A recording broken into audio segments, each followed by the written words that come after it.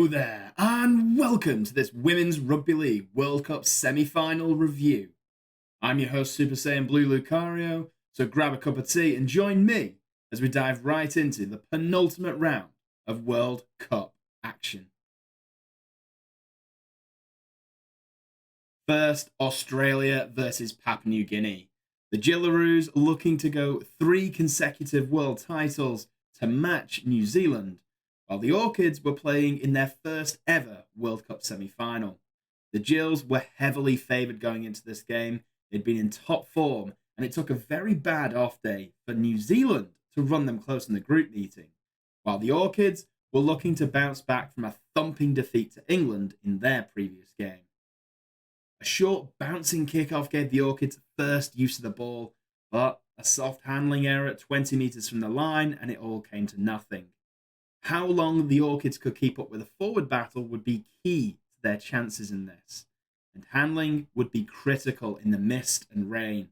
Australia made an early error, kicking out on the full, and PNG managed to gain some good territory, but the kick was too long and defused in goal by Shizolka.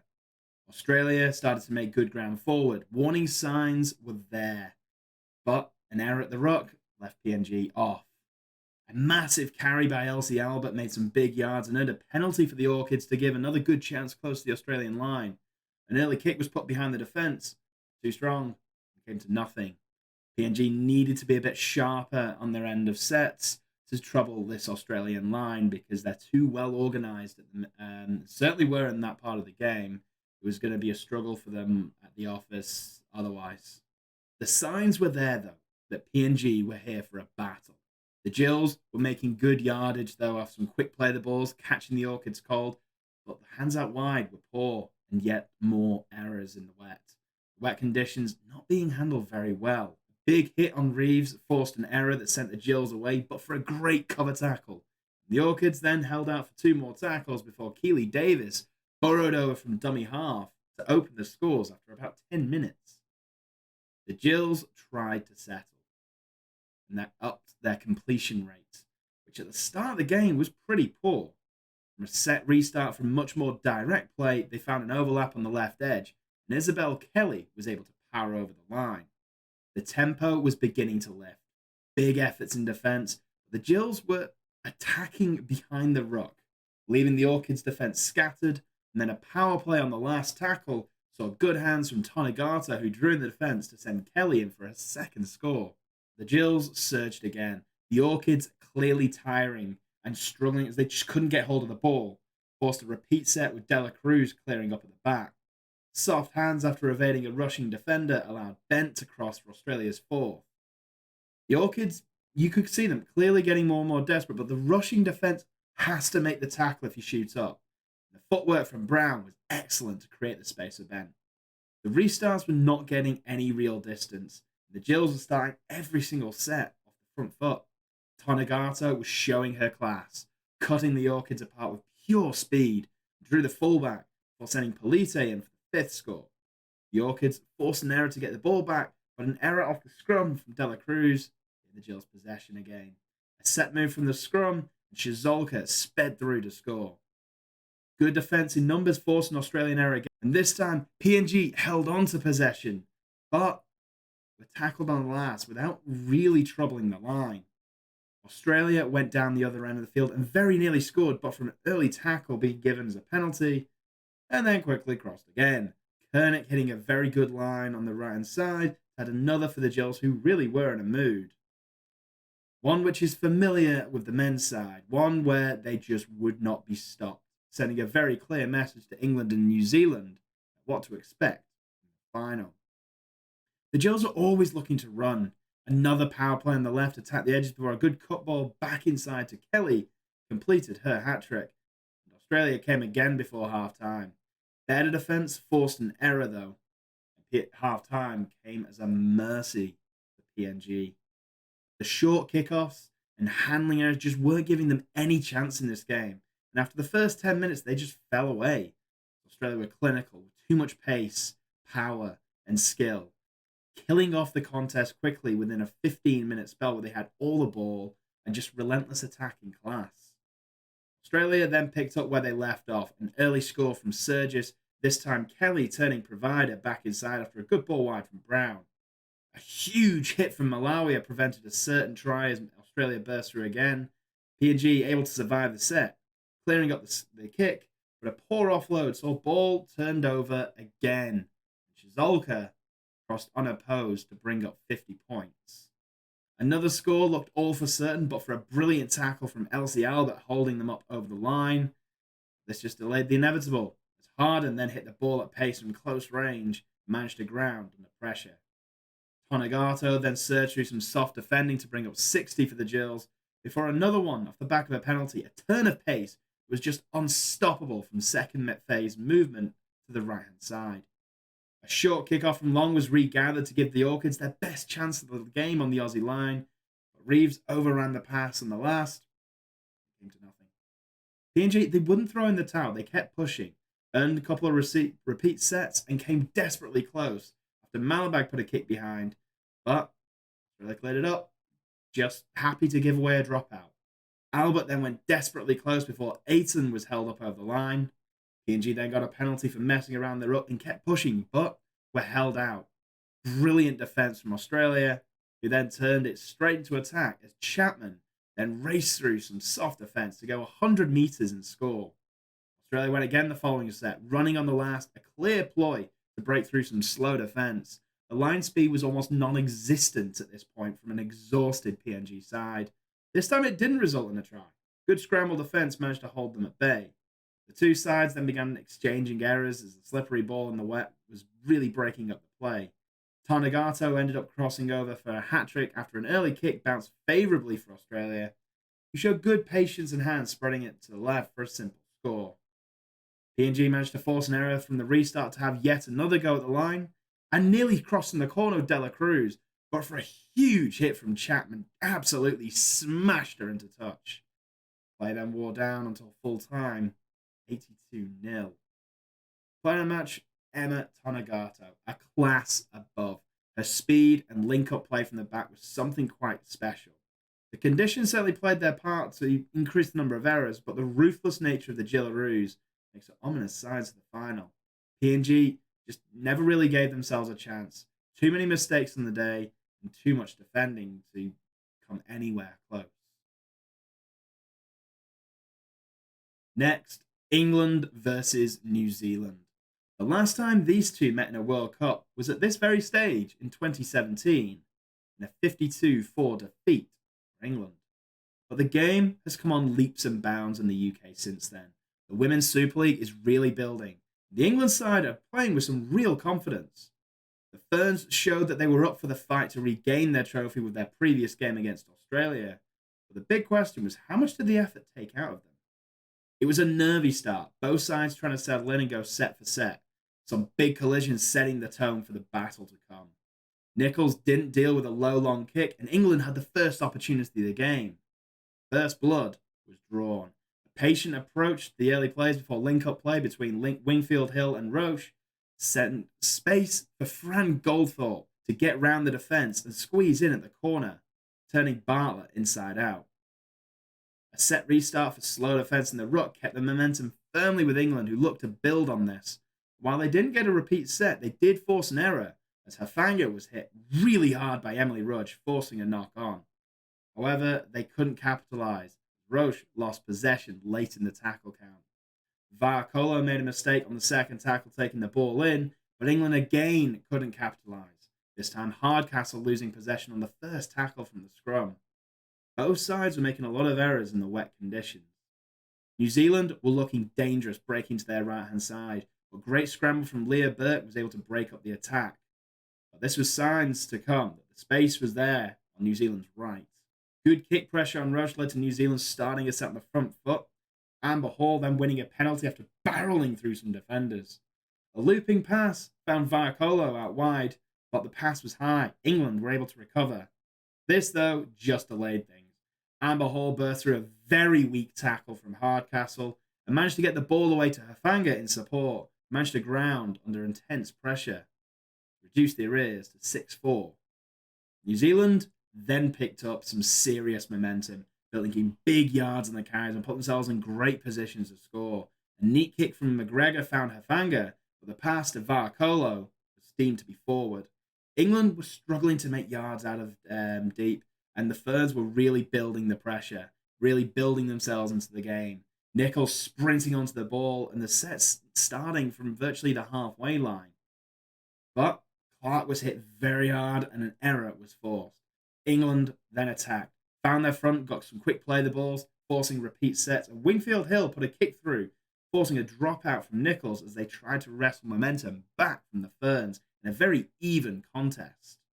A scrappy pass saw England lose ground, and a poor end to the set gave us a 20-meter restart, but there were signs that England was certainly there and able to compete. The Ferns broke free again on their right-hand side with Varcolo, but a superb tackle from Rudge on Hafanga denied a certain try.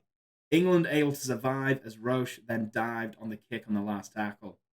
A penalty for offside 30 metres out gave more pressure on England's line before yet another penalty, compounding their desperation, before Racine McGregor was able to stretch out and just narrowly reaching the line, giving the Ferns the lead. The kick hitting the post, 8-6 to the Ferns. England was struggling with the increased pace of the game, giving away set restarts, trying to slow them down, and narrowly surviving on their own line.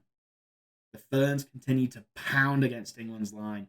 Racine McGregor's kicking game was causing a lot of problems, while England were relying on kicking from deep and not really getting any territory off the back of it. Big pressure from the defence forced an error, and Georgia Roche kicked it on before diving on to give England good territory to start a set. But a knock on from Hardcastle in the tackle saw it break down again. New Zealand tried to shift the ball, but a wayward pass went into touch, leading to the halftime whistle. England just needed to keep hold of the ball in the second half, cut down on the errors, and because they had enough to create the opportunities. It was handling letting them down at crucial times. But it was a very even contest in that first 40 minutes. Not much to choose between either side. The Ferns pack was on top, though, gaining good yardage, finding their front, but England were not breaking under pressure. The second half started shakily. Goldthorpe not dealing with a high kick, but Beavers able to clear up off the bouncing ball. The Ferns piled forward. Once again, Leah Burke making a big tackle to shut down the attack before an error under pressure gave England a reprieve. England finally managed to get some good field position, a high shot being called.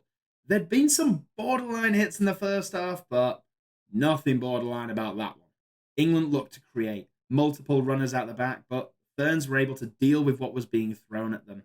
The final kick being stopped in the line, and a turnover was forced.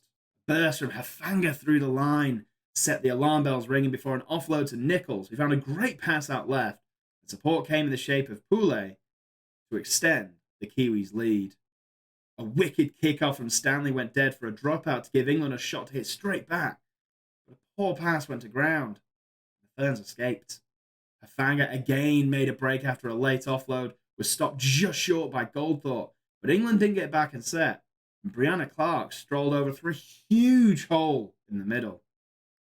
A short kick in midfield looked to find Hafanga in space, but Leah Burke again cleaned up. The penalty was one for being dragged out. Wingfield Hill found a half break and got another chance in the Ferns half, but another attack broke down, this time Stanley unable to take the ball. The Ferns tried to move the ball wide, but good scrambling defence shut down the attack before England won an offside penalty after trying to play the ball quickly. A high kick on the last was competed well in the air, forcing a knock-on for yet another crack at the Ferns line. Once more, England couldn't take the last pass. Cunningham this time unable to hold on in what was a golden opportunity.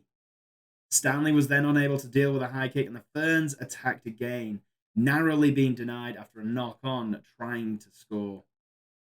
England tried to chance their arm, but the Ferns' defence was rock solid, preventing any serious momentum from being built, while still pressing forward themselves. A scruffy play the ball gave a knock-on, and England had to find something from somewhere, and nearly found their way through attacking the Ferns on the blind side, but Hardcastle was held just short of the line. England kept trying. Hafanga intercepted, but Goldthorpe managed to get the ball back and burst away, but England unable to capitalise again, and the Ferns held out to finish the game. The biggest difference between the two sides here was New Zealand were able to utilize the conditions better. They were able to hold on to the ball better than England. England had just too many unforced errors, and against a defense as well organized, well structured, and committed as New Zealand, it was a criminal number of errors. You cannot fault any of the effort from the England players to come from where they were in 2017 to this game. It's night and day difference. Very proud of the England team and all the effort they put into this game. There were some superb performances throughout and no shortage of commitment in this game. Unfortunately, it was a bridge too far for them this time. And now we have Australia and New Zealand in the final. The player of the match for this game was Meli Hufanga. Devastating on that right edge, created several opportunities with ball in hand, and appeared at some real crucial moments, leading to several of the third scores. So, as I just mentioned, the final Australia versus New Zealand. I thought England might have done this semi final going into the World Cup. They built some serious momentum going in, but New Zealand, I think they were really buoyed by their performance against Australia. They took some serious confidence into that, and their defense was just brilliant on the day. That's what was the difference. Their defense. They didn't switch off. It took a brilliant try from Goldbuck to get through. And I think that defense could carry them in the final. It needs to. They need to not only deliver what they did against Australia in that group game, but take it a step further. The question is, do they have that extra level? They're going to need the likes of McGregor and Nichols on top form. They need their forward pack to get on top. They have a bigger pack than Australia. The difference is, I think Australia are fitter. They can maintain the intensity. They are in the same mold as the men's side of Australia. Relentless. The pace doesn't drop, the intensity doesn't drop. However, they've also shown themselves to be a little vulnerable at times. There's a lot of handling errors in this team. They've been making some uncharacteristic errors compared to their NRLW matches, which might give the New Zealanders a look in because they've shown they're clinical. When given a chance, they'll take it. Can they manage it in the final when the pressure's really on? New Zealand managing to make all 5 World Cup finals in the women's competition, determined to hold on to their record of 3 in a row and stopping Australia from matching it. Another crucial element will be goal kicking. The Ferns against Australia in the group stage hit the post from bang in front, which literally cost them the game, and hit the post again against England, which, if England had been able to get a couple more scores, the likes of Tara Stanley kicking on their home turf, could have been a different story. We could have been talking about England in the final here. There's going to need to be a lot of practice done, especially ahead of the final at Old Trafford, as Australia seem to have no trouble adding their extras on the tries. Either way, it's going to be a phenomenal game, a brilliant end to a World Cup, and I can't wait to watch them both in action because I will be there. I'll be there for the wheelchair final on the Friday night, and I will be there for the men's and women's final as well. Got about the underdogs. I'd love a New Zealand win, but I'm just there to be entertained for a brilliant game. So, what did you guys think of the semi-finals? Which do you enjoy about them? And who are you backing to win the Women's Rugby League World Cup? Let me know in the comment section down below. Make sure to smash that like button and subscribe for more content produced every week. And until next time, it's time for me to have a cup of tea.